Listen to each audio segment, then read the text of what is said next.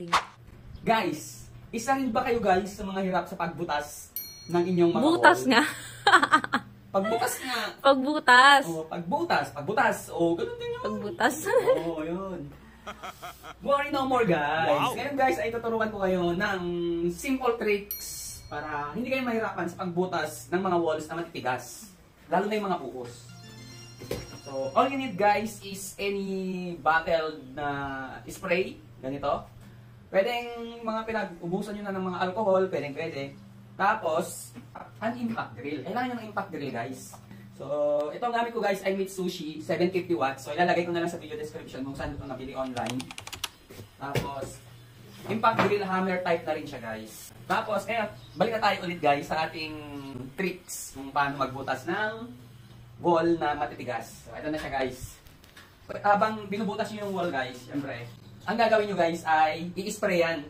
Habang binubutas mo siya, ini-sprayan mo dapat siya. Kahit single hand na nga lang yan, yung paghawak ng impact drill, hindi ka na mapapagod, hindi ka na matatagtag masyado. Kasi ini-sprayan mo siya ng tuloy-tuloy yung, yung drill bits niya. So, ganito yung technique guys ha. Itusok, syempre, itusok nyo muna sa wall, idiin nyo. Syempre sa una, medyo lumulundag-lundag siya. Pero, isprayan nyo lang, isprayan. Hanggang sa lumubog na siya ng lumubog. Tapos tuloy-tuloy lang guys yung pag-spray. So, ito yung sample natin guys ha. Ito guys, kalahati pa lang yung nalulubugan niya. So ngayon, itutuloy natin yung pagbutas para sumagad siya. Para maabot ko na yung parang pinaka-deepest climax niya. Charot, ano niya talaga, pinakalalim na gusto ko. So ganito lang ang ginagawa ko guys. Ayan. Tapos, yung spray natin, iharap mo lang siya ganyan. Tapos, spray mo lang ng tuloy-tuloy. Oh, ayun. As you can see guys, ayan na siya. Umabot na sa gusto kong lalim. So, ganun lang mga kadiri guys. Dati kasi nung una, stress ako sa pagbutas ng wall dito, lalo na dito sa Lancaster.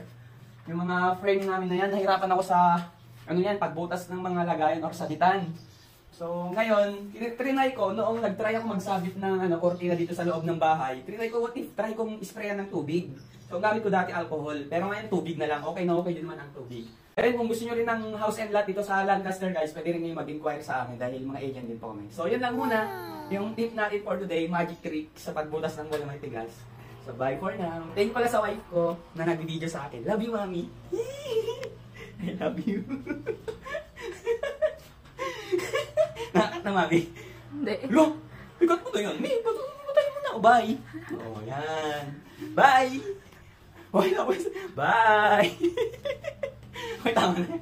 Mami, masyado mo nang na-expose yung apogi.